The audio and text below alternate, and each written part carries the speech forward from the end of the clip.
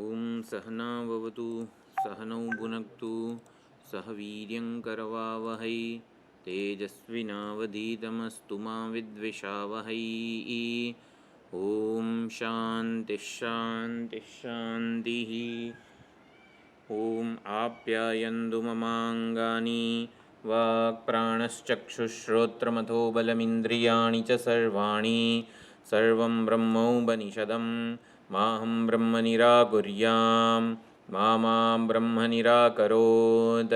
अनिराकरणमस्त्वनिराकरणं मे अस्तु तदात्मनि निरतेय उपनिषत्सु धर्मास्ते मयि सन्तु। ओम शान्तिः शान्तिः शान्तिः। हरिः ओम श्री गुरुभ्यो नमः। हरिः ओम। सदाशिवसमारम्भां शङ्कराचार्यमध्यमाम् अस्मदाचार्यपर्यन्तां वन्दे गुरुपरम्पराम्।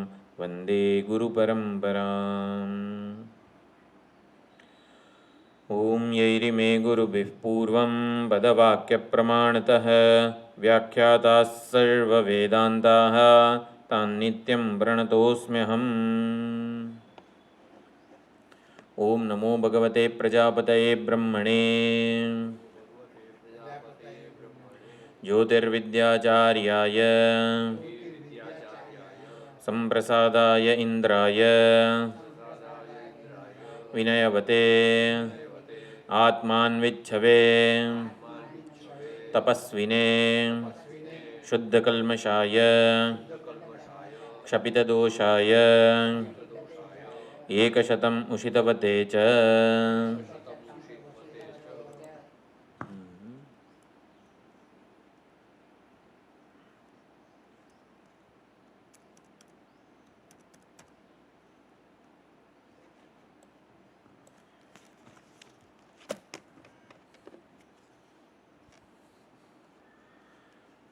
તો મન દિવ્ય ચક્ષુ છે, છેલ્લો જે 12મા ખંડનો છેલ્લો મંત્ર હતો, એટલે બ્રહ્મલોકમાં રહેલા બધા જ પદાર્થોને મનરૂપી દિવ્ય ચક્ષુ વડે આ જે આત્માને જાણનાર છે, યસ્તમ આત્માન મનુવિદ્ય વિજાનાતિ, એ આવી રીતે પશ્ચન રમતે જોતો જોતો એમાં રમણ કરે છે, એને ઉપલબ્ધ કરી લે છે પોતાના હૃદયમાં જ. આપણે વિચાર કર્યો આ બધું મુખ્ય અર્થમાં હોતું નથી. કોઈ પણ પદાર્થને આપણે ભોગવીએ ત્યારે હકીકતમાં ચૈતન્ય સ્વરૂપે તો માત્ર એના સાક્ષી જ હોઈએ છીએ. એટલે આ લોકમાં કે બ્રહ્મલોકમાં કોઈ પણ પદાર્થોને વસ્તુઓને આપણે સાક્ષી સ્વરૂપે ઉજાડીએ જ છીએ. એ તે બ્રહ્મલોકે પશ્ચન રમત એવું કીધું. તમ એતમ આત્માનમ દેવાહ ઉપાસતે, એ આત્માની જેને જાણીને બ્રહ્મલોકના બધા જ પદાર્થોને આપણે સાક્ષી સ્વરૂપે ઉજાડીએ છીએ, એ આત્માની દેવો ઉપાસના કરે છે. ઉપાસનાનો અર્થ આ પ્રકરણમાં જ્ઞાન કરેલો છે. ઉપાસનાની સમાનતા હોવાથી, તદાકાર વૃત્તિ વગેરે એકાગ્રતા હોવાથી એને ઉપાસના કીધી છે.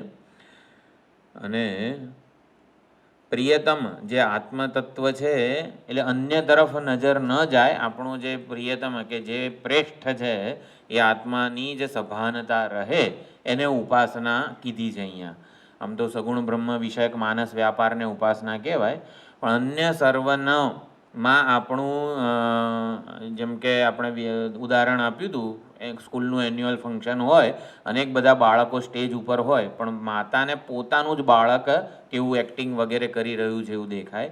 એવી જ રીતે અન્ય સર્વને જેમ છે એમ સ્વીકાર કરીને આપણે માત્ર ને માત્ર અન્ય સર્વ અનાત્મા હોય અને આત્માની જ આવી રીતે ઉપલબ્ધિ કરીએ, એને અહીંયા ઉપાસના કીધી છે. તો આવી રીતે જે આત્મતત્વ છે, સાક્ષી છે, નિર્વિકાર છે, જાગ્રત સ્વપ્ન સુષુપ્તિ આ ત્રણેય અવસ્થામાં જે રીતે નિરૂપણ થયું, અપહત પાપમાં વિજરહ વિમૃત્યુ, ચાક્ષુષ પુરુષ ને આ તે બધું, બીજું શું હતું, એતદ બ્રહ્મ એતદ અમૃતમ અભયમ વગેરે બધા સ્વરૂપ લક્ષણો વડે આની આત્માની ઉપાસના કરે છે. એમના માટે સંપૂર્ણ લોક પ્રાપ્ત થયા છે, સંપૂર્ણ કામની એ લોકોની પ્રાપ્તિ થઈ ગઈ છે. એટલે આ પ્રમાણે ઇન્દ્રએ દેવોની સભામાં જઈને ઉપદેશ આપ્યો અને દેવોને પણ આ પ્રમાણે આત્મજ્ઞાન થયું. હવે ખીલકાંડ છે, આવા મંત્રનો વિચાર કર્યો હતો. જેમ ઈશાવાસ્ય ઉપનિષદમાં પણ આવી રીતે હકથી ઉપાસક પ્રાર્થના કરે છે પોતાના ઈષ્ટદેવને કે હવે તમે મારામાં તમારી આવી આરાધના કરવાનું કોઈ સામર્થ્ય રહ્યું નથી, માટે તમે હવે તમારું સ્વરૂપ મારા માટે પ્રગટ કરો, મને તમારી પ્રાપ્તિ કરાવી આપો. તો એવી જ રીતે અહીંયા પણ શ્યામાત શબલમ પ્રપદ્યે, શ્યામ બ્રહ્મ એટલે હાર્દ બ્રહ્મ, દહરાકાશ રૂપી બ્રહ્મ. આપણને જે દહરાકાશ રૂપે જે ચૈતન્ય પ્રાપ્ત છે, જ્ઞાત છે, એને શ્યામ બ્રહ્મ કીધું છે. એ શ્યામ બ્રહ્મથી હું શબલ બ્રહ્મને પ્રાપ્ત થવું, બ્રહ્મલોકને પ્રાપ્ત થવું. શબલ બ્રહ્મ એટલે જ્યાં સંપૂર્ણ બધા ભોગો, કામનાઓ વગેરે બધું ઉત્કૃષ્ટ પ્રાપ્ત છે, એને શબલ બ્રહ્મ કહેવાય. તો શ્યામ બ્રહ્મમાંથી શબલ બ્રહ્મને હું પ્રાપ્ત થવું. કેમ એવું? કારણ કે શબલાત શ્યામમ પ્રપન્નવાન અસ્મિ. અહીંયા પ્રપદ્યે બીજું જે છે એમાં એનો અર્થ કર્યો છે પ્રપન્નવાન, એટલે કે પ્રાપ્ત થયેલો હતો કે છું. કારણ કે શબલથી જ હું શ્યામ બ્રહ્મને, બ્રહ્મલોકથી જ હાર્દ બ્રહ્મને પ્રાપ્ત થયો છું. જેવી રીતે પરમાત્માએ પોતે પોતાના મહિમામાં સ્થિત હતા, સંકલ્પ કર્યો અનેન જીવેન આત્મના અનુપ્રવિશ્ય, એટલે હૃદય ગુફામાં પરમાત્માએ પોતાના સંકલ્પથી પ્રવેશ કર્યો છે. એટલે શબલ બ્રહ્મથી શ્યામ બ્રહ્મને સ્વરૂપને પ્રાપ્ત થયેલા છે, અને માટે હું પાછા મારા મૂળભૂત સ્વરૂપને પ્રાપ્ત થવું એવી પ્રાર્થના કરી છે. તો કઈ રીતે પ્રાપ્ત થવાય શબલ બ્રહ્મને, સગુણ બ્રહ્મને? તો અત્યારે જે છે એમાં અનેક પ્રકારની પરિચ્છિન્નતા હોય, મર્યાદા હોય, પાપ પુણ્યના સંસ્કારો હોય. એ બધાને અશ્વૈવ રોમાણી વિધુય પાપમ, જેમ ઘોડો જે છે હણહણીને આમ ખંખેરીને, ધૂળ ખંખેરીને ઊભો થઈ જાય, શુદ્ધ થઈ જાય, એવી રીતે બધા પાપ અને પાપ કર્મના સંસ્કારો, વાસનાઓને હું ધોઈ નાખું આ ઉપાસનાના બળે, સગુણ બ્રહ્મના ચિંતનના બળે આ બધા પાપને હું ધોઈ કાઢું.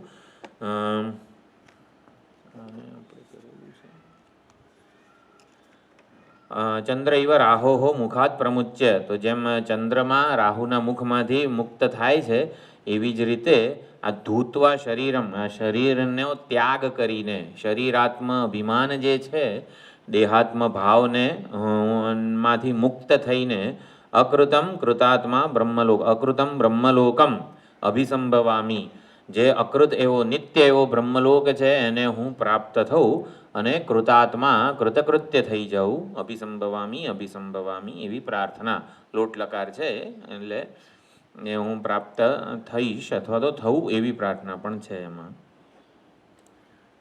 એટલે આવું છે ને, ક્યાં હતું વિચાર કયો હતો આમાં? રાહોહો મુખાત પ્રમુચ્ય અશરીરમ, અરે અકૃતમ બ્રહ્મલોકમ અભિસંભવામી.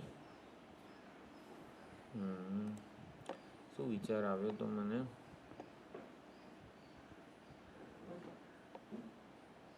ઉપાસના કે ધ્યાન એ બનવાની કે પ્રાપ્તિની પ્રક્રિયા છે. એટલે આપણે ઉપાસક જે છે સતત અનુસ્મરણ, અનુચિંતન દ્વારા, 8મા અધ્યાયમાં પણ આ જ ટોપિક છે, ક્રમમુક્તિ વગેરે, તો બ્રહ્મલોકની એ પ્રાપ્તિ કરે છે ઉપાસનાના બળે, પોતાના ઈષ્ટદેવના ચિંતનના સતત અભ્યાસના સંસ્કાર વગેરે દ્રઢ બનાવીને. એટલે શ્યામ બ્રહ્મથી શબલ બ્રહ્મને આપણે પ્રાપ્ત થઈએ એવી ત્યાં ઉપાસક પ્રાર્થના કરે છે.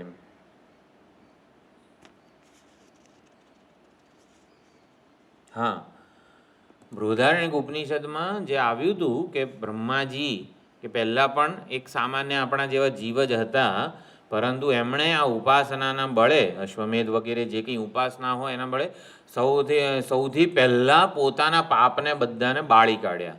એટલે આ પ્રમાણેની કથા છે. ઉપાસનાના બળે સર્વ પાપમાનમ ઔષત એવો એક મંત્ર હતો ત્યાં બૃહદારણ્યકમાં, કંડિકામાં. એટલે ઉપાસનાના બળે આજે આવ્યું પાપમ વિધુય, શું છે? વિધુય પાપમ અશ્વૈવ રોમાણી, એટલે પાપને નિર્ધૂત કરવાનું. આવી રીતે ત્યાં પણ આ જ વસ્તુ હતી. સગુણ બ્રહ્મની જે ઉપાસના જે છે પ્રાણની, એના દ્વારા પાપ જે છે, પાપનું કેન્દ્ર કે હેતુ છે વ્યષ્ટિ દેહાભિમાન. વ્યષ્ટિ દેહાભિમાન જ સંકુચિતતા જન્માવે છે, અને સંકુચિતતા એ જ પાપ છે, સ્વાર્થ એ જ પાપ છે. આપણે પોતાને એક વિભક્ત એવું ઉપાધિ કે એક વિભક્ત એન્ટિટી વ્યક્તિત્વ માનીએ, અન્ય સર્વ સમષ્ટિ કરતાં પોતાને જુદા માનીએ, તો પછી આપણે આપણી તજવીજ કરવી પડે, સ્વાર્થને અનુરૂપ કંઈક ઈચ્છા પૂર્તિ વગેરે કર્મો વગેરે કરવા પડે. તો એમાં હંમેશા આ પાપ વગેરે જે છે, અધર્મના આચરણ વગર સુખ મળે જ નહીં. એટલે કંઈક કરવા માટે આપણે આ પાપ આચરણ કરવું પડે. એટલે પાપનો હેતુ વ્યષ્ટિ દેહાભિમાન છે. એ વ્યષ્ટિ દેહાભિમાનથી મુક્તિ, એક તો આ જ્ઞાનની વિચારણા છે, શ્રવણ મનન નિધિધ્યાસન એ છે, અને વ્યષ્ટિ દેહાભિમાનથી મુક્તિ આપણા સમષ્ટિ રૂપ જે ઈશ્વર છે એની ઉપાસના કે ચિંતનથી પણ થઈ શકે છે. એટલે એ પ્રમાણે અહીંયા ઉપાસના દ્વારા નિષ્પાપ બનવાની પ્રાર્થના વગેરે થઈ. આનું પણ ભાષ્ય આપણે જોઈ લીધું હતું, આમાં કંઈ ખાસ છે નહીં. શબલ બ્રહ્મ એટલે બ્રહ્મલોક, અને શ્યામ બ્રહ્મ એટલે હાર્દમ બ્રહ્મ. હાર્દમ બ્રહ્મ એટલે હૃદયમાં ઉપલબ્ધ બ્રહ્મ, જે અત્યારે આપણને ધર્મ વગેરે થી ગ્રસ્ત લાગે છે ચૈતન્ય, એ આવી ઉપાસનાના બળે નિષ્પાપ થઈ જાય છે. તો હવે 14મો ખંડ છે.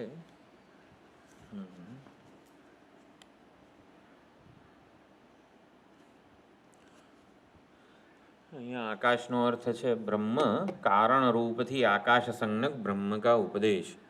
તો હવે અહીંયા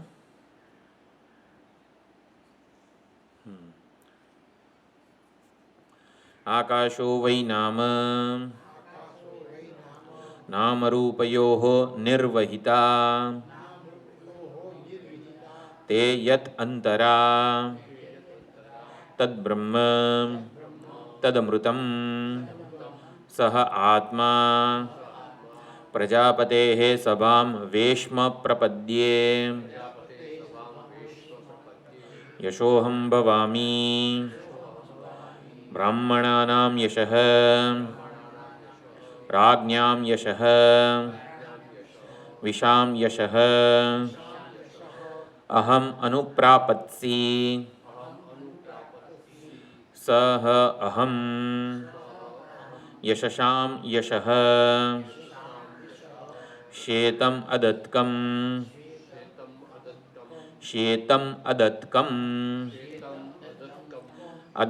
શ્યેતમ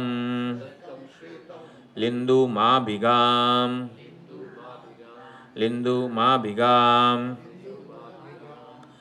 હું ગર્ભવાસને પ્રાપ્ત ન થઉં, એવી અહીંયા ઉપાસના છે. લિંદુમાભિગામ, બધા શબ્દો ઉપાસનાનું ક્ષેત્ર હોય એટલે એ આ પ્રમાણે આપણને કોઈ એના આ શબ્દોના સંસ્કાર ન હોય, એટલે માના ગર્ભને હું પ્રાપ્ત ન થવું એવી અહીંયા પ્રાર્થના કરેલી છે.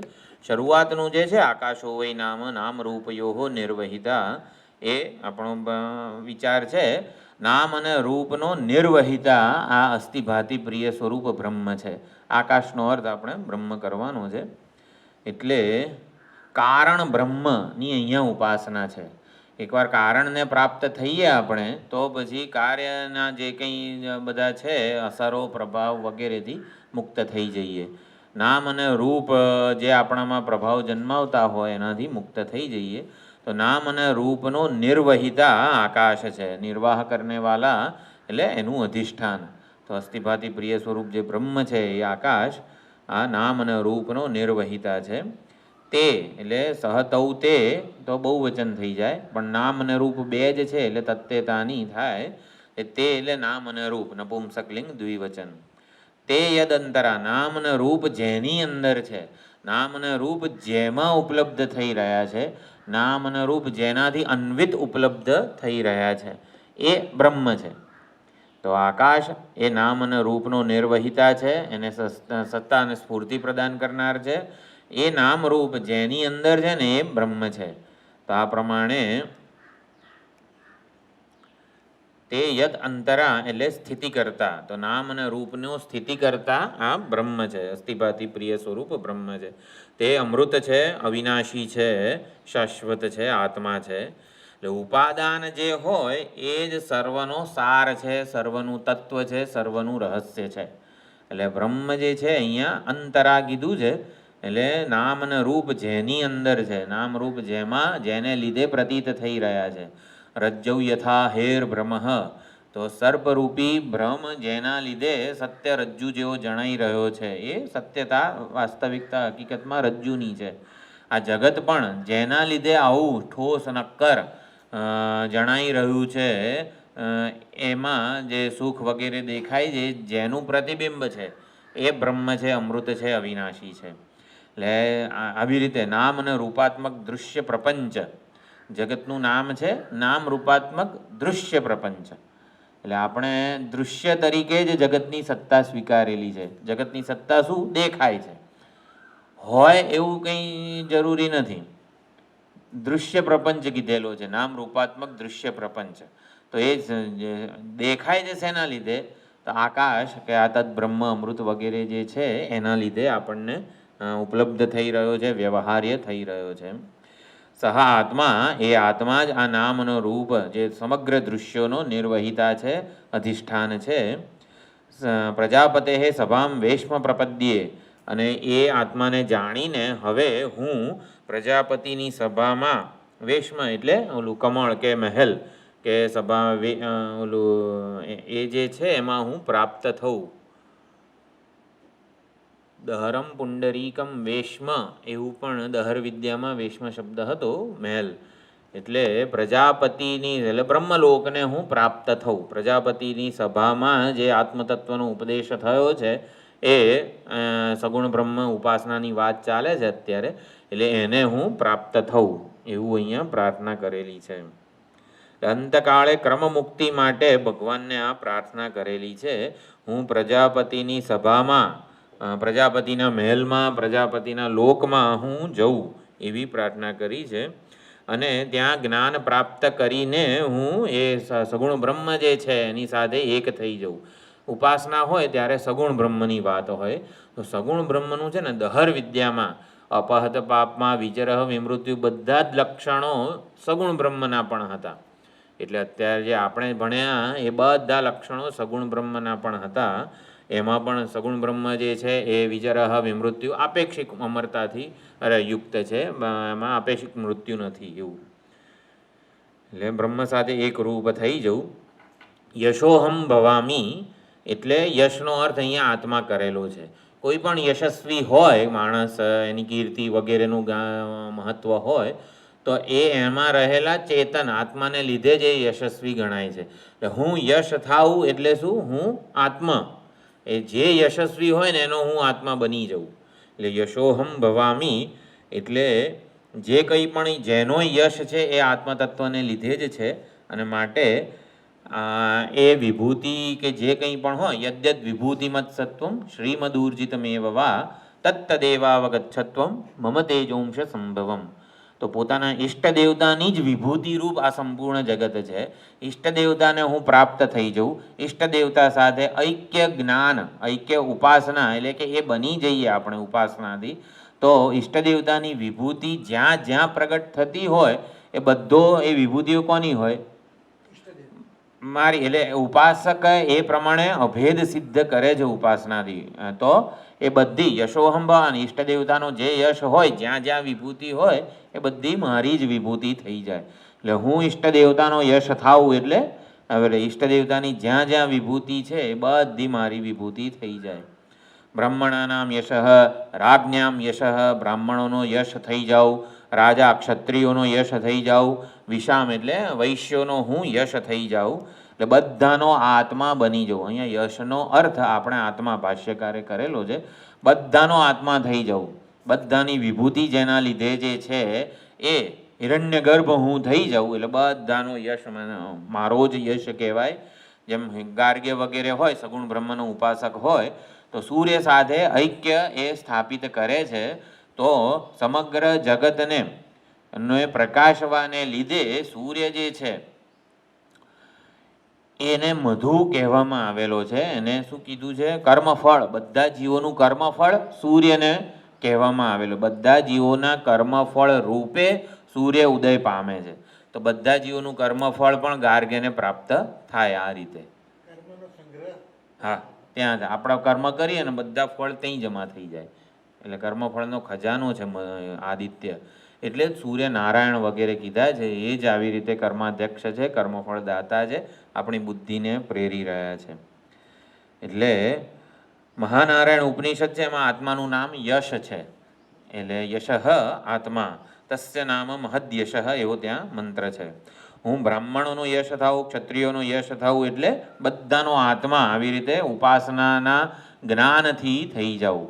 કઈ રીતે ઉપાસનાનું જે જ્ઞાન છે, શ્યામથી શબલ બ્રહ્મને પ્રાપ્ત થઈએ. શબલ બ્રહ્મ એટલે હિરણ્યગર્ભ, બ્રહ્મલોક કે હિરણ્યગર્ભ. હિરણ્યગર્ભ તો સમષ્ટિ સૂક્ષ્મ શરીર ઉપહિત ચૈતન્ય છે. હું હિરણ્યગર્ભ ઉપાસનાના બળે, ઉપાસના છે ને એ બનવાની પ્રક્રિયા છે. એટલે ઉપાસનામાં ભાવના જેવી દ્રઢ થાય ને એવું આપણું સર્જન થઈ શકે એવું છે. જેવી ભાવના હોય એવું આપણે જગત સર્જી શકીએ છીએ. કારણ કે હકીકતમાં ઈશ્વર હિરણ્યગર્ભના જ સંકલ્પપૂર્વકની આ સૃષ્ટિ છે. માટે કેમ નહીં થતું આ? હિરણ્યગર્ભે જ આ પ્રમાણે જગતનું સર્જન સંકલ્પપૂર્વક કર્યું છે.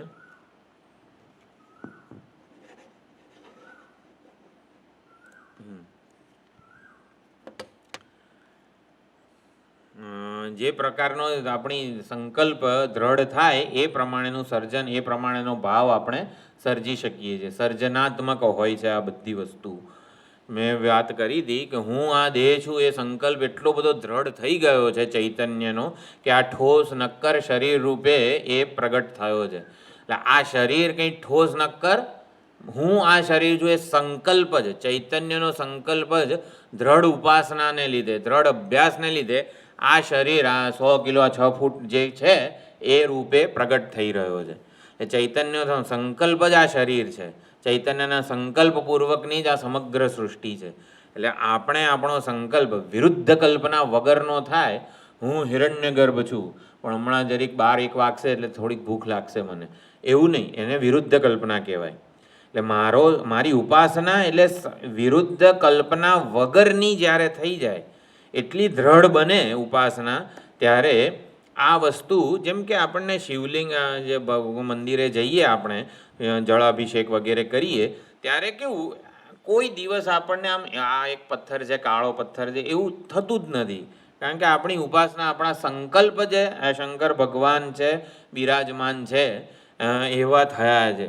તો એ સંકલ્પની દ્રઢતા જ સાક્ષાત શંકર ભગવાન ત્યાં શિવલિંગ રૂપે બિરાજે છે એવું છે. એવી જ રીતે આ દેહ પણ એક સંકલ્પ જ છે. અને હું હિરણ્યગર્ભ છું, હું મારા ઈષ્ટદેવતા કૃષ્ણ ભગવાન જે કંઈ પણ હોય એ આ રીતે એની પ્રાપ્તિ થાય છે. એ ભાવની પ્રાપ્તિ આ જન્મમાં જ થાય છે.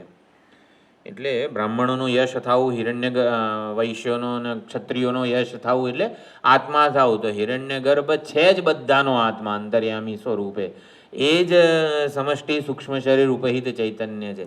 આપણા બધાના મન અને બુદ્ધિનો સરવાળો કહેવાય, જાણે કે હિરણ્યગર્ભ. અથવા તો એ રીતે પણ અહીંયા આત્મા થવું એવું અહીંયા કહેવામાં આવેલું છે. સર્વભૂતાત્મા ભૂતાત્મા એ પદવીને હું પ્રાપ્ત કરું. અને પછી છેલ્લે યશ વિષામ યશ અનુપ્રાપત્સી, એટલે બધાનો યશ હું પ્રાપ્ત, બધાનું યશ થઈ જવું. મને જ્ઞાન થાય કે હું બધા યશસ્વીઓનો યશ છું, આવું અહીંયા કહેવામાં આવેલું છે.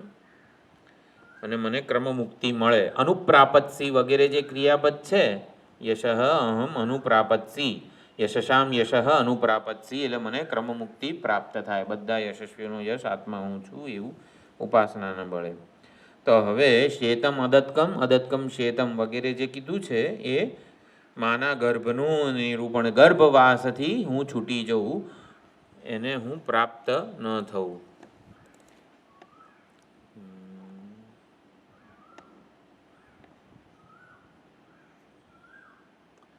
રંગનું વર્ણન છે, રોહિત વર્ણ કરીને માના ગર્ભનું હોય છે, એને હું પ્રાપ્ત ન થઉં. જે બીજા છે અન્ય દેહની જે પ્રાપ્ત કરવાની જે યોની છે એને હું પ્રાપ્ત ન થવું એવી અહીંયા પ્રાર્થના કરેલી છે. એકવાર ભાષ્યના આધારે જોઈ લઈએ.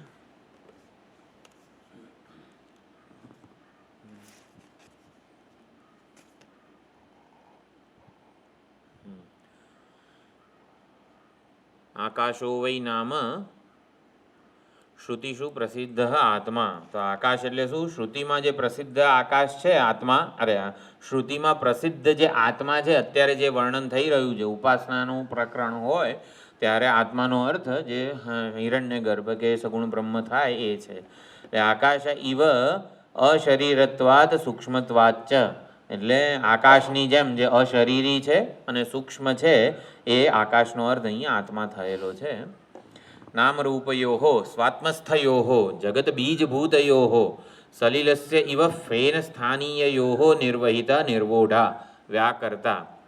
આકાશ એટલે ચૈતન્ય. આપણે અત્યારે ચૈતન્ય અર્થ કરીએ તો ચૈતન્ય રૂપી મહાસાગર છે અને એમાં સલિલસ્ય ઇવ એટલે કે સલિલ એટલે આકાશ, આકાશ એટલે પાણી, એટલે ચૈતન્ય સ્વરૂપ પાણી છે, મહાસાગર છે. એમાં ફેન સ્થાનીય યોહો, એમાં ફેન એટલે કે પરપોટા, ફીણ વગેરે સ્થાન વગેરે રૂપી નામ અને રૂપ છે. ચૈતન્ય મહાસાગરમાં નામ અને રૂપ વગેરે ફીણ પરપોટા જન્મે છે. તો એ કેવા હોય? સ્વાત્મસ્થયો, પોતાનાથી જુદા સ્વતંત્ર અસ્તિત્વ ધરાવતા ના હોય, પોતાનામાં જ હોય.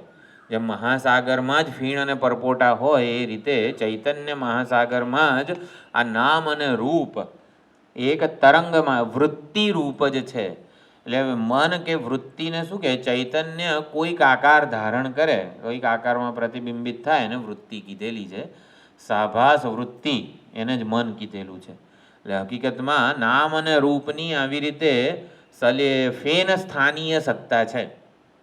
આપણને લાગે કેટલા ઠોસ અને નક્કર છે ને નામ અને રૂપ, પણ નામ અને રૂપ ઘડો ઓલું હોય, નામ અને રૂપ પણ માટીમાં તો એ ફીણ પરપોટા જેવો જ છે. એટલે આપણને જે ઠોસ કે નક્કર વગેરે જણાય છે ને એ તો આત્મતત્વ અસ્થિભાતિ પ્રિય જ છે. એટલે નામ અને રૂપની ઠોસતા કે નક્કરતા નથી. નામ અને રૂપ સ્વાત્મસ્થયો પોતાનામાં જ રહેલા છે, આકાશમાં, આત્મામાં, ચૈતન્યમાં. એમાં જગત બીજ ભૂતયો ફેન સ્થાનીયો, જગતનું બીજ, આ જગતનું બીજ, જગત એટલે નામ રૂપાત્મક દૃશ્ય પ્રપંચ, એ ફેન સ્થાનીય એમાં રહેલા છે અને એનો એ નિર્વહિતા નિર્વોઢા વ્યાકર્તા છે. ચૈતન્ય જ પોતાના સંકલ્પથી નામ અને રૂપની કલ્પના કરે છે. જેમ આપણે ઓલું પડદાનું ઉદાહરણ વિચારીએ છીએ, ઉપર પડદો હોય, ગોળ આકારનું કાપીએ પડદો તો ગોળ આકારનું આકાશ દેખાય છે. તો એવી રીતે ઘડો એટલે શું? ઘટ નામ અને ઘટ રૂપ આકારનું ચૈતન્ય કે જ્ઞાન. એટલે આપણને ઘડો નથી જણાતો, ઘટાકાર વૃત્તિથી અનાવૃત્ત ચૈતન્ય જણાય છે. જો આ વસ્તુ આપણને લાગે કે આ રિમોટ છે, બરોબર, પણ આ રિમોટ નથી. રિમોટ આકારની વૃત્તિ વડે અનાવૃત્ત થયેલું જ્ઞાન છે ખાલી. આ જ્ઞાન છે, આ રિમોટ નથી. એ કઈ રીતે? આપણે પડદાનું ઉદાહરણ, ઉપર મંડપ બાંધેલો હોય અને એમાં સહેજ કાણું પડ્યું હોય તો કાણામાંથી જેટલું આપણને શું જણાય છે? આકાશ જણાય છે. તો વૃત્તિ એક દરેકે દરેક કાણું છે. તો ઘટાકાર વૃત્તિ વડે શું થાય છે? ઘટ આકારનું જ્ઞાન જણાય છે, સર્વવ્યાપક ચૈતન્ય જ જણાય છે ઘટાકાર વૃત્તિ વડે. એવી જ રીતે આખો નાખો પડદો ઉડી જાય તો નિરાકાર જ્ઞાન જણાય. તો એવી જ રીતે અહીંયા એક એક વૃત્તિઓ જે છે એ નામ અને રૂપાત્મક શું છે? ફેન સ્થાનીય ચૈતન્ય જ એની કલ્પના કરે છે. જોનારો કોણ છે? ચૈતન્ય જ છે નામ રૂપને. માંડુક્યમાં આવ્યું કો વૈ તેષામ વિકલ્પક, ભેદની કલ્પના કરનારો છે કોણ? તો તે ચૈતન્ય છે, એ જ કલ્પના કરે છે ને એ જ જુએ છે. તો નિર્વોઢા એટલે એનું વહન કરનાર, એને સત્તા સ્ફૂર્તિ પ્રદાન કરનાર. અને અહીંયા બીજો અર્થ ભાષ્યકારે વ્યાકર્તા, વ્યાકર્તા એટલે વ્યાકરણ કરનાર, એને પ્રગટ કરનાર. વ્યાકરણ કરવું એટલે વિશેષેણ આકરવાણી, એને માપવું. વ્યાકર્તા એટલે પ્રગટ કરનાર, એને માપનાર. તો ચૈતન્ય જ નામ અને રૂપની કલ્પના કરે છે, એને સત્તા સ્ફૂર્તિ પ્રદાન કરે છે, જાણે કે એને ઠોસતા કે નક્કરતા પ્રદાન કરે છે. તે નામ રૂપે યદ અંતરા, તો તે નામ રૂપ જેની અંદર છે, યસ્ય બ્રહ્મણ અંતરા મધ્યે વર્તે તે, આ નામ ને રૂપ જે બ્રહ્મની મધ્યમાં એટલે કે બ્રહ્મ પર કલ્પિત છે, તયોહો વા નામ રૂપયોહો અંતરા મધ્યે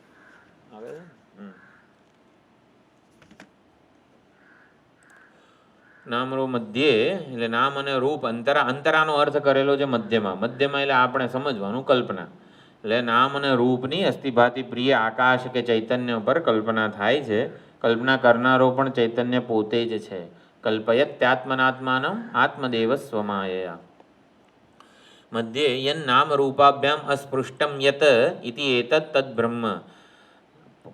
પોતે નામ રૂપથી અસ્પૃષ્ટ રહે છે, કલ્પના કરે છે નામ રૂપની, એને જ સત્તા સ્ફૂર્તિ પ્રદાન કરે છે, ઠોસ નક્કરતા પ્રદાન કરે છે, પણ છતાં પોતે નામ રૂપથી અસ્પૃષ્ટ જ રહે છે, અસંગ રહે છે, અતીત રહે છે. એટલે જ કહેવામાં આવેલું છે કે ઓલું મિથ્યા છે, હકીકતમાં કશું નથી એમ. સ્પૃષ્ટમ યદ ઇતિ એતત તદ બ્રહ્મ નામ રૂપ વિલક્ષણમ, નામ રૂપથી વિલક્ષણ છે. નામ રૂપાભ્યામ અસ્પૃષ્ટમ તથાપિ તયોહો નિર્વોઢા, છતાં પણ એનો નિર્વોઢા કહેવામાં આવેલો છે. ઇતિ એવમ લક્ષણમ બ્રહ્મ ઇતિ. તો બ્રહ્મ એવી રીતે કીધું છે. બૃહદારણ કરતા મૈત્રેય બ્રાહ્મણ મેં કીધું, હો ઇદમ એવ મૈત્રેય બ્રાહ્મણેન ઉક્તમ. આ ખબર છે વાક્ય કયું છે? આ છેલ્લે દેખાય, ઇદમ એવ મૈત્રેય બ્રાહ્મણેન ઉક્તમ ચિન્માત્ર અનુગમાત સર્વત્ર ચિત્ત સ્વરૂપતા એવ ઇતિ ગમ્યતે. ક્યાં આવ્યું છે આ?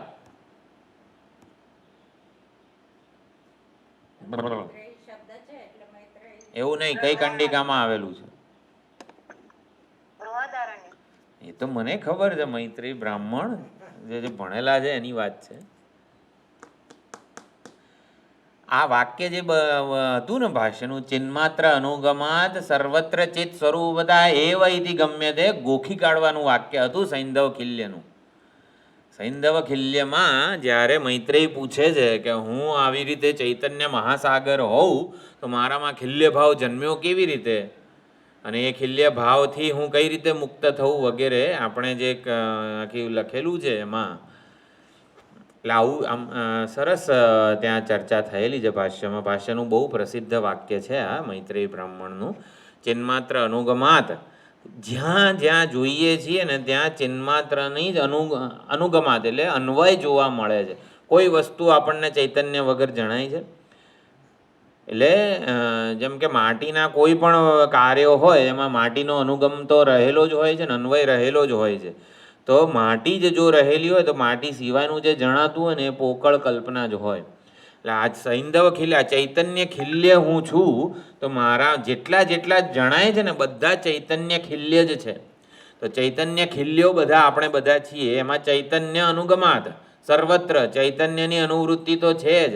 તો આપણામાં ચૈતન્ય સિવાય બીજું જે જણાતું હોય ને એ ખોટે ખોટું છે, નથી ને જણાય છે. એનાથી સંપૂર્ણપણે આપણે પોતાને સંકેલી શકવાની સ્વતંત્રતા ધરાવીએ છીએ. મારામાં ચૈતન્ય સિવાય બીજું મને જે જણાતું હોય ને એ હું છું જ નહીં, એ મારું કંઈ છે જ. એમાં મારે એની સાથે કંઈ નાવા નીચોવાનો સંબંધ નથી. મારો સંબંધ ખાલી એક ચૈતન્ય સ્વરૂપ સાથે છે. એટલે ચૈતન્ય સ્વરૂપ સિવાય મારામાં મને જે જણાતું હોય, શું જણાય છે? વૃત્તિઓ, સંકલ્પો, બરોબર. મારામાં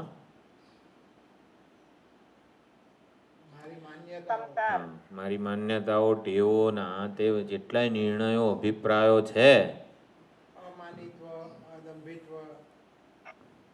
માન, દંભ વગેરે બધી જ વસ્તુઓ ચૈતન્ય સિવાય મને મારામાં જે જણાય છે ને એ ચિન્માત્ર સર્વત્ર ચિત્ત સ્વરૂપતા એવ ઇતિ ગમ્યતે. એટલે ચિત્ત સ્વરૂપ સિવાયનું બધું જ પોકળ કલ્પના છે, માન્યતા છે, ભ્રમ છે, અજ્ઞાન છે. એટલે બહુ સુંદર એ ચર્ચા થયેલી છે. બુકમાં જોઈ શકાશે, સૈંધવ ખિલ્યવાળી કંડિકામાં. આવું યાદ આવવું જોઈએ. મૈત્રેય બ્રાહ્મણેન ઉક્તમ ચિન્માત્ર અનુગમાત સર્વત્ર ચિત સ્વરૂપ. આ બહુ ફેમસ વાક્ય છે, જેનું શું કહેવાય, આમ ઓલો જવાબ આપી દીધો કહેવાય ને મૈત્રેયને, એવું કંઈક કહેવાય. શું હું ભૂલી ગયો. એક વાક્યતા. હા, ગમે તે એક વાક્યતા. એટલે આ જે ઉપર છાંદોગ્યમાં આ ચર્ચા આવી, નામરૂપયો નિર્વહિતા વ્યાકર્તા નિર્વોઢા, એ અને બૃહદારણ્યક ઉપનિષદમાં પણ આવી જ ચર્ચા ત્યાં આવી છે. એટલે એક વાક્યતા છે છાંદોગ્ય અને બૃહદારણ્યકની. તો હવે શું છે?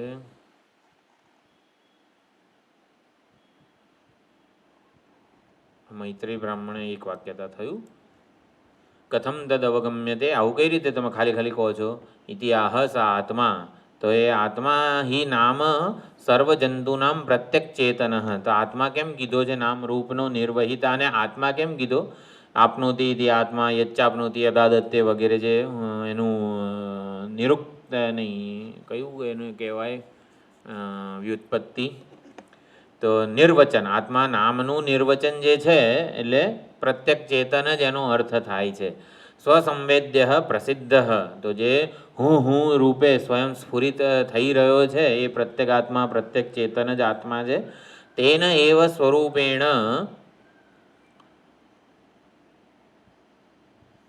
અન્ય અશરીર ઉન્નયન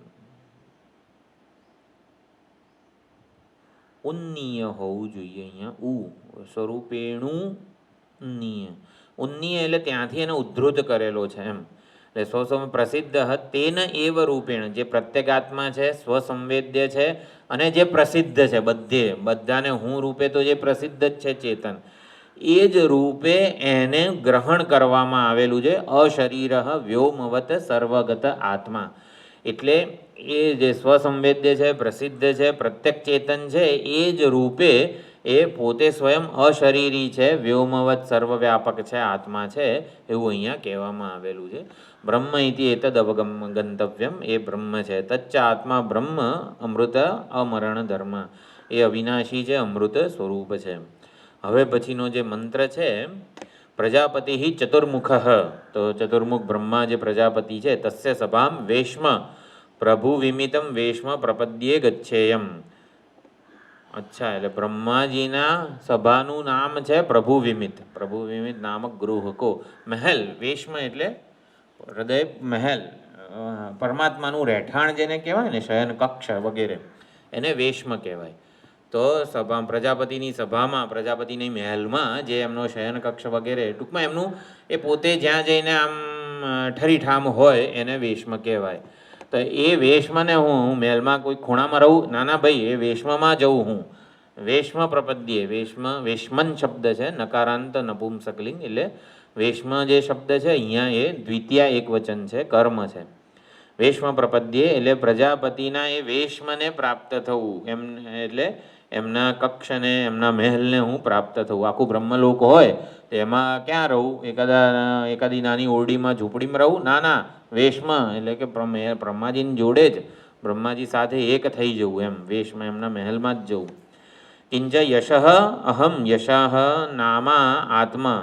એટલે યશ નામ આત્માનું છે. અહમ ભવામી બ્રાહ્મણા નામ.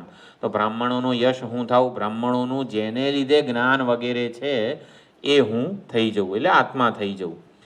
બ્રાહ્મણોનો યશ હું થાઉં. યશનો અર્થ આત્મા કરવાનો છે. બ્રાહ્મણોનો આત્મા થવું.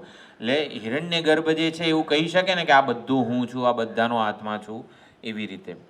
બ્રાહ્મણા એવ હિ વિશેષતઃ તમ ઉપાસતે. બ્રાહ્મણો જ આ હિરણ્ય ગર્ભને, આત્માને વિશેષ રૂપે ઉપાસે છે.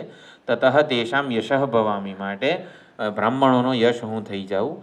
તથા રાજ્ઞામ વિષામ ચ તેપી અધિકૃતા એવ. તો જે ક્ષત્રિય, વૈશ્ય વગેરે ત્રૈવર્ણિક જે છે, એ બધા આવી રીતે અધિકૃત છે આ ઉપાસના માટે. અને એ બધા જે ઉપાસના કરતા હોય, બધાનો આત્મા થવું, યશ થવું. તદ્યશ અહમ અનુપ્રાપત્સી અનુપ્રાપ્તુમ ઈચ્છામી. એ બધાનો યશ, બધાનો આત્મા હું બનવા ઈચ્છું છું. એટલે કે હું એક વ્યષ્ટિ દેહાભિમાનથી મુક્ત થવા ઈચ્છું છું.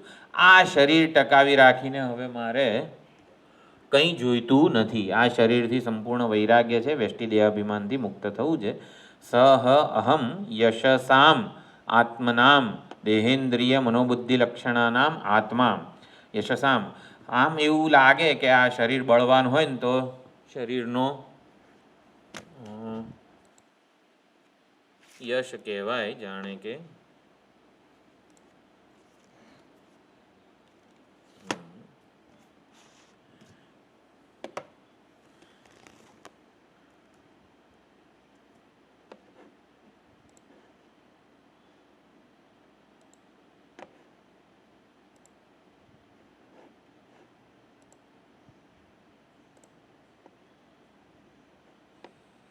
Recording in progress.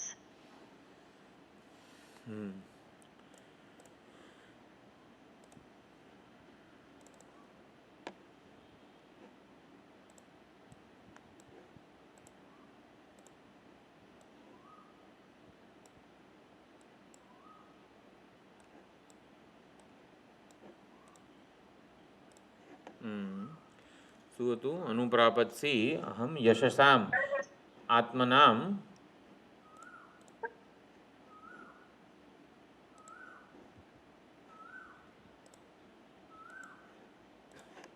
અહમ યશ અનુભવામી, એને હું પ્રાપ્ત થઉં. એટલે બધે જ યશ જે છે હકીકતમાં એ દેહેન્દ્રિય મનોબુદ્ધિનો યશ જે છે એ હકીકતમાં આત્માને લીધે જ છે. એટલે એ બધો યશ હું થવું, આત્મા હું થવું. કિમર્થમ અહમેવ પ્રપદ્યે.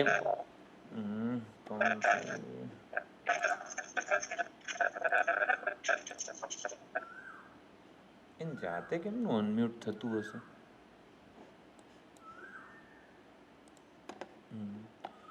કિમર્થમ અહમ એવમ પ્રપદ્યે. આવી રીતે હું બધાનો હિરણ્યગર્ભને મારા ઈષ્ટને કઈ રીતે પ્રાપ્ત થવું?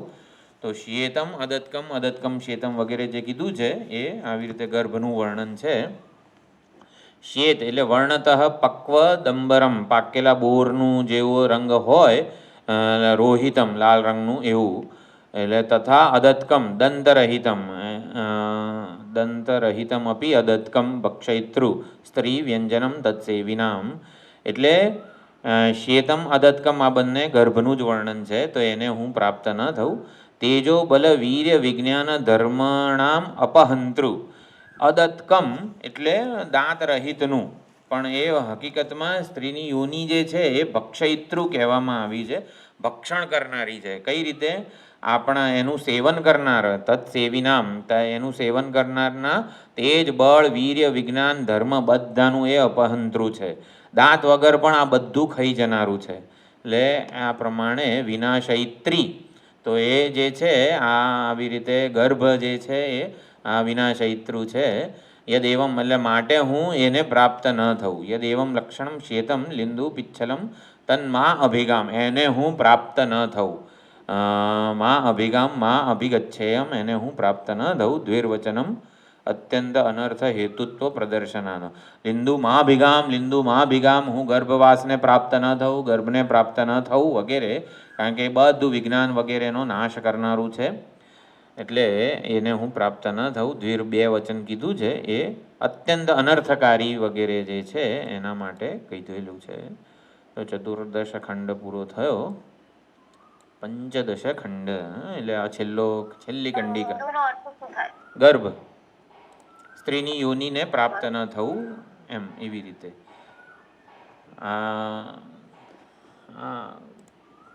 આનું છે ને ભાષાંતર મૂકી દઈશ. આમ તો ગુજરાતીવાળી જે મૂકેલી ને પુસ્તક, એટલે શ્વેતમ અદત્કમ એના ઓલા છે, શું કહેવાય, શ્વેત એટલે ઓલો પાકેલા બોર જેવા રંગવાળું, અને અદત્કમ એટલે દાંત વગરનું હોવા છતાં પણ એનું જે આવી રીતે સમાગમ કરનાર છે એના બળ ને વીર્ય ને ધર્મ ને જ્ઞાન વગેરે બધાનું.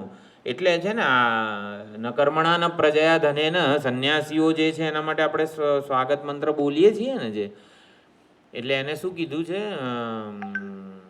ઉર્ધ્વરેતસ. સંન્યાસીઓનું બીજું નામ છે ઉર્ધ્વરેતસ. એટલે કે આ જે છે શક્તિ વગેરે બધી એમણે પોતાના જ્ઞાનમાં આત્મ સ્વરૂપમાં જ લગાડેલી છે.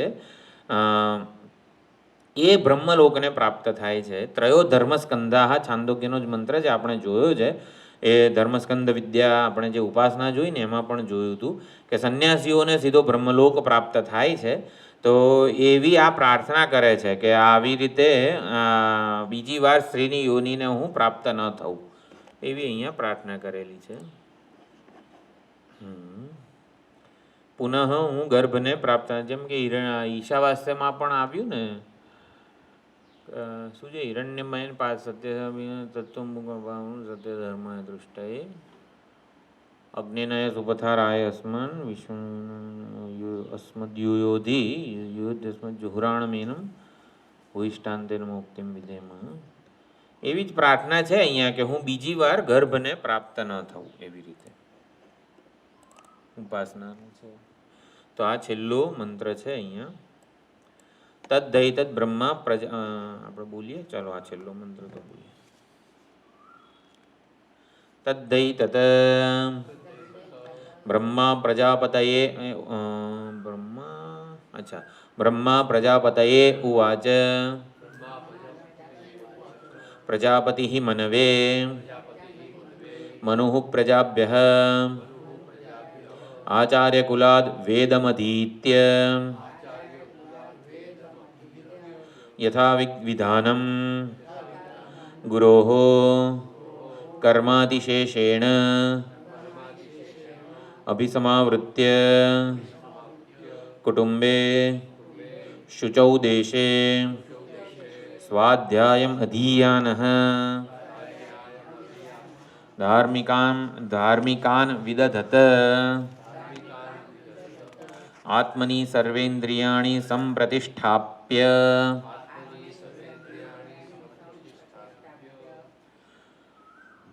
અહિંસન સર્વભૂતાની અન્યત્ર તીર્થેભ્યઃ સ ખલુ એવં વર્તયન યાવદાયુષં બ્રહ્મલોકમ અભિસંપદ્યતે ન ચ પુનરાવર્તતે.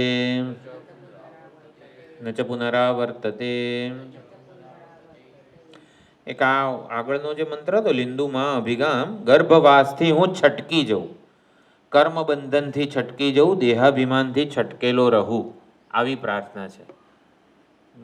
એટલે એટલું ખાલી છે.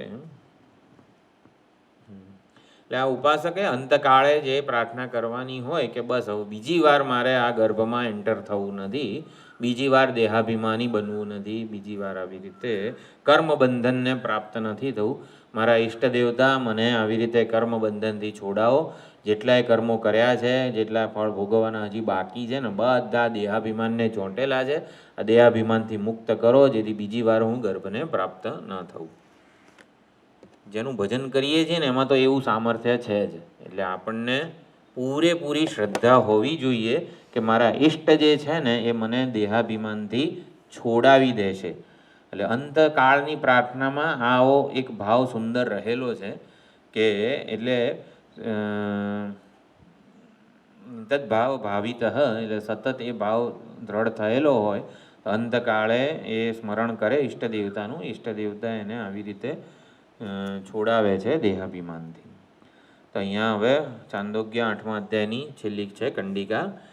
બ્રહ્મ વિદ્યા ગુરુ શિષ્ય પરંપરાથી આ હજી સુધી આપણા સુધી પ્રવર્તમાન છે. એટલે આ કંઈ આજકાલનું જ્ઞાન નથી. એટલે બ્રહ્મ વિદ્યાનો ઉપદેશ પૂર્ણ થાય ને, જેમ કે બીજા અધ્યાયમાં, ત્રીજા અધ્યાયમાં કર્મયોગ ને જ્ઞાનયોગ ઉપદેશ થઈ ગયો, પછી ભગવાને સામે ચાલીને વંશ કીર્તન કરેલું છે, જેથી બ્રહ્મ વિદ્યાની સ્તુતિ થાય અને એ કઈ રીતે આ પહોંચ્યું છે આપણા સુધી, એ ગુરુ પરંપરા, આચાર્ય પરંપરાનું સ્મરણ થાય તો પણ આપણું હૃદય શુદ્ધ થાય. એટલે ઇમમ વિવસ્વતે યોગમ, એવી રીતે અહીંયા પણ બ્રહ્માજીએ પ્રજાપતિને કીધું. પ્રજાપતિ એટલે ઓલા બધા જે હોય ને, કશ્યપ વગેરે, દક્ષ પ્રજાપતિને બધા જે સાત હતા ને કે 8 હતા ખબર નહીં, સપ્તર્ષિઓ હતા ને, હા 7 પ્રજાપતિ. મરીચી વગેરે પ્રજાપતિઓને આપ્યું, પ્રજાપતિએ મનુને આપ્યું, મનુએ પ્રજાને આપ્યું આ જ્ઞાન બ્રહ્મ વિદ્યા વગેરે. પછી આચાર્ય કુલાદ વેદમધીત્ય યથા વિધાનમ ગુરોહો કર્માતિશેષેણ અભિસમાવૃત્ય, એટલે પહેલાં બ્રહ્મચર્યાશ્રમ વગેરેનું અહીંયા વર્ણન છે. સગુણ બ્રહ્મ ઉપાસના, નિર્ગુણ બ્રહ્મ વિદ્યા વગેરે બધું જ અહીંયા કહેવામાં આવ્યું. 14 પ્રજાપતિઓ છે. હા, બ્રહ્માજીએ 14 પ્રજાપતિઓને દહર વિદ્યાનો ઉપદેશ આપ્યો. પ્રજાપતિએ મનુને આ દહર વિદ્યા આપી, મનુએ પ્રજાને ઉપદેશ આપ્યો. ચોથા અધ્યાયનો પહેલો અને 10મા અધ્યાયનો 6થો શ્લોક છે. હવે એ તો મને યાદ નથી. ગીતા 10:6 લખેલું છે, જે હોય શ્લોક. 10મા અધ્યાયમાં કયો શ્લોક હશે ખબર નહીં. હા, ઇમમ વિવસ મહર્ષય સપ્ત પૂર્વે ચત્વારો મનવસ્તથા મદ્ભાવા માનસા જાતા યેષામ લોક ઇમા પ્રજા. તો એ રીતે મહર્ષય સપ્ત પૂર્વે ચત્વારઃ મનવઃ, તો 4 મનુઓ, 4 સનતકુમારો હતા. એટલે સંન્યાસી પરંપરાનો ઉપદેશ થયો, નિર્ગુણ બ્રહ્મ વિદ્યાનું ત્યાં પ્રતિપાદન થયું. અને મનુ પ્રજાપતિ વગેરે ગૃહસ્થ પરંપરા થઈ અને એમને આ સગુણ બ્રહ્મ વિદ્યાનો ઉપદેશ પ્રજાપતિએ આપ્યો. અને આ રીતે સુંદર રીતે વૈદિક હેરિટેજ જે છે ને એ સચવાયેલો રહ્યો છે. તો આ પ્રમાણે હવે જે વર્ણન છે આચાર્ય કુલાદ વેદમદિત્ય, એ બ્રહ્મચર્યાશ્રમનું વર્ણન છે. એટલે ગુરુકુળમાં આચાર્ય કુલાદ વેદમદિત્ય, આચાર્ય કુળ એટલે કે આચાર્ય પાસે જઈને આચાર્યની સન્નિધિમાં વેદોનું અધ્યયન કરવાનું, વેદોનું જ્ઞાન પ્રાપ્ત કરવાનું. વેદો એટલે જગતનું અને વેદોનું, અપરાવિદ્યા પરાવિદ્યા બંનેનું અહીંયા અધ્યયન કરવાનું હોય. એટલે બ્રહ્મચર્યાશ્રમ એ અધ્યાત્મશાસ્ત્રનું થિયોરિટિકલ ફંડામેન્ટલ નોલેજ પ્રાપ્ત કરવાનું. અધ્યાત્મશાસ્ત્રનું થિયોરિટિકલ કે ફંડામેન્ટલ જે નોલેજ છે એ પ્રાપ્ત કરવાનું. એટલે બ્રહ્મચારીની જે કંઈ પણ અહીંયા લખેલું છે, ગુરોહો કર્માતિશેષેણ અભિસમાવૃત્ય, એટલે ગુરુનું સેવા વગેરે જે છે એ સંપન્ન થાય, બધી આશ્રમ સેવા, બધી ગુરુ સેવા બધું જ સમાપ્ત થાય ને પછી પોતાના કપડાં ધોવાના કે પછી પોતાનું ભણવાનું, ભાઈ મને રામો ગોખવાનું છે, હું જરા પછી સેવા કરું, એવું બધું ના ચાલે. એટલે ચોખ્ખું આ તો શ્રુતિનો મંત્ર છે. એટલે આ પ્રમાણે જ કરો. કર્માતિશેષ બધી જ સેવા સમાપ્ત પછી ટાઈમ રહે તો રામો ગોખવા બેસવાનું એમ. એટલે પછી પોતાનું જે કંઈ પણ હોય, જે ખાવા પીવાનું, ભિક્ષા વગેરે બધું પછી. એટલે જરાક અહીંયા તો ભાઈ કડક થઈ ગયા છે બધા. આટલું બધું કડક થવાનું.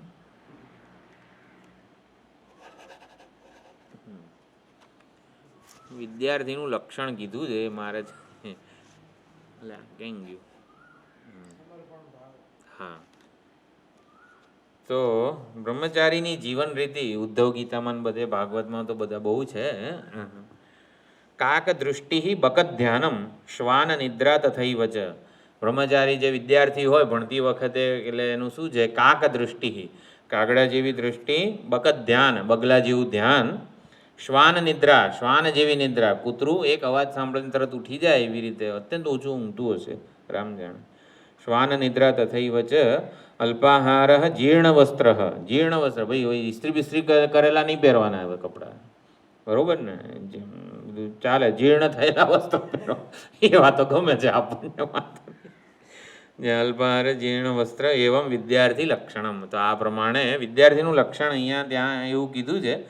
ગુરુ સેવા અને આશ્રમ સેવા એટલે સેવા શુશ્રૂષા, એને ગુરોહો કર્મ કીધેલું.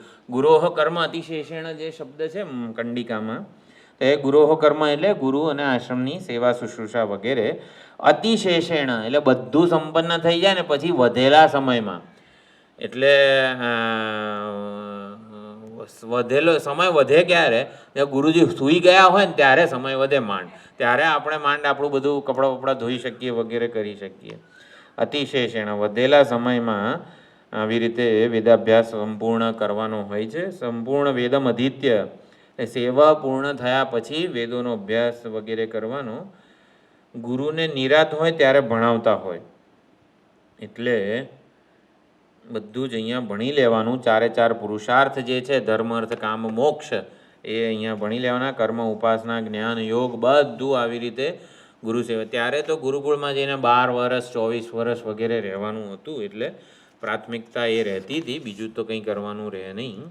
અભિસમાવૃત્ય એટલે અહીંયા ગૃહસ્થાશ્રમ, એટલે બધું ગુરુ સેવાને બધું ગુરુજી આજ્ઞા આપે કે હવે એન્ટર થાવ ગૃહસ્થાશ્રમમાં તો થવાનું ગૃહસ્થ જીવન, વિવાહિત જીવન જીવવાનું. કર્મયોગનું એટલે જેમ આપણે કીધું બ્રહ્મચર્યાશ્રમ એ અધ્યાત્મશાસ્ત્રનું થિયોરિટિકલ નોલેજ છે પ્રાપ્ત કરવાનું, પછી પ્રેક્ટિકલ જે નોલેજ છે કર્મયોગ વગેરે આ બધું જ્ઞાન સમજીએ પણ પછી કરવાનું શું એમ એવો જે પ્રશ્ન હોય છે, એટલે પ્રેક્ટિકલ પ્લેટફોર્મ જે છે એ આ ગૃહસ્થાશ્રમ વગેરે આપે છે કર્મયોગનું. પંચમહાયજ્ઞો વગેરે જે છે એના પૂર્વકનું જીવન જીવવાનું. એટલે સમય કાઢી પવિત્ર ગૃહસ્થીએ પણ, એટલે ગૃહસ્થ મુમુક્ષુ હોવો જોઈએ, એ સમય કાઢીને પવિત્ર એકાંત સ્થળે આવી રીતે શિબિરો કે વગેરે અધ્યયન જે કંઈ થતું હોય એનું શ્રવણ મનન નિધિધ્યાસન કરવું અને ધર્મ અને મોક્ષ માટે પ્રયત્ન કરવો. સત્સંગ ફરજિયાત છે ગૃહસ્થ માટે.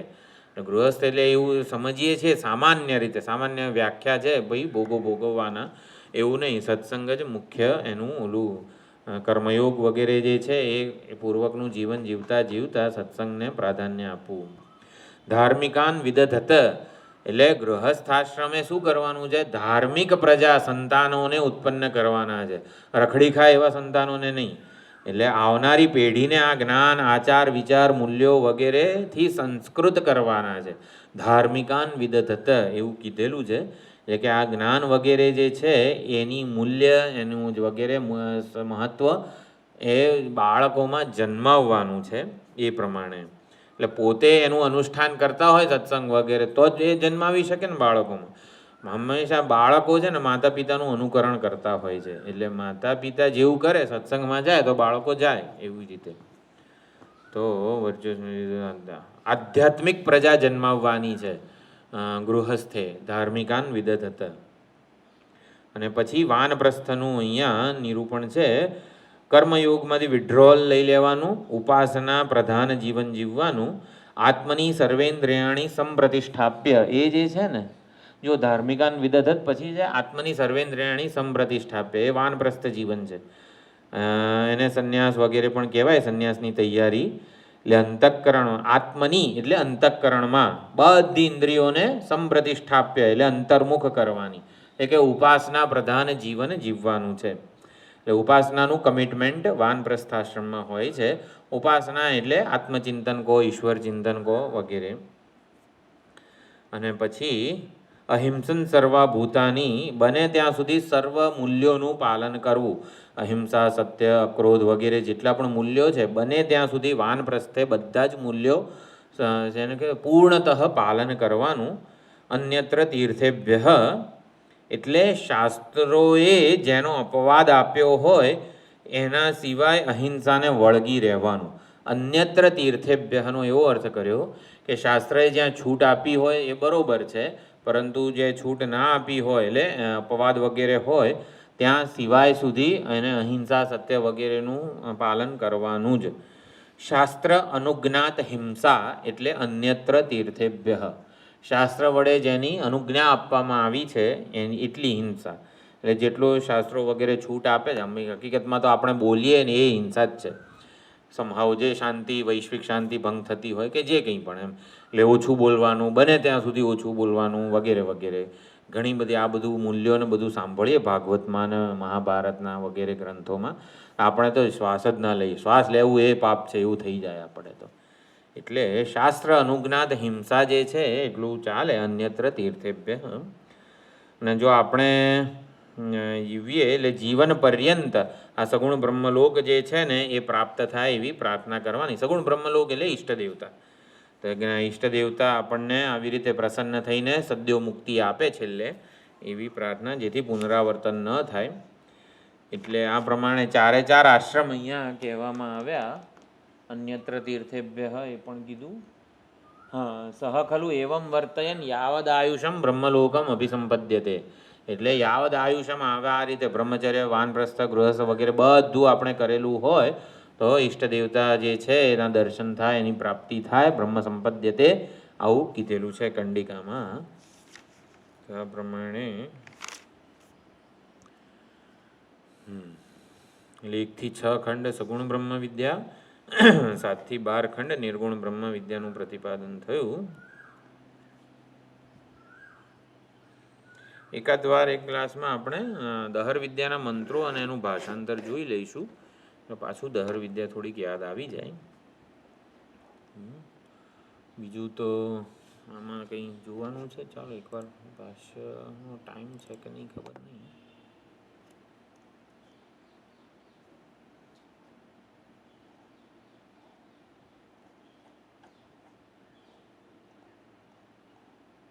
ઘણું લાંબુ છે. ચાલો કાલે આવતી વખતે જોઈશું ગુરુવારે.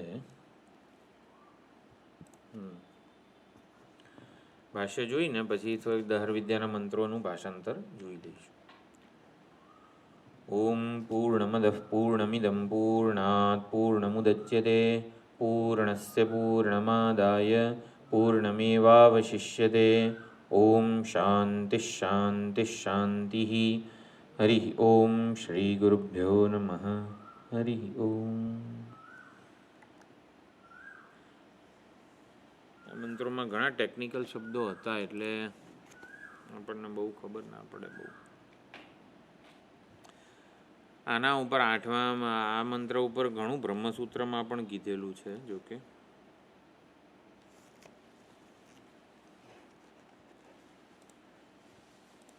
Record.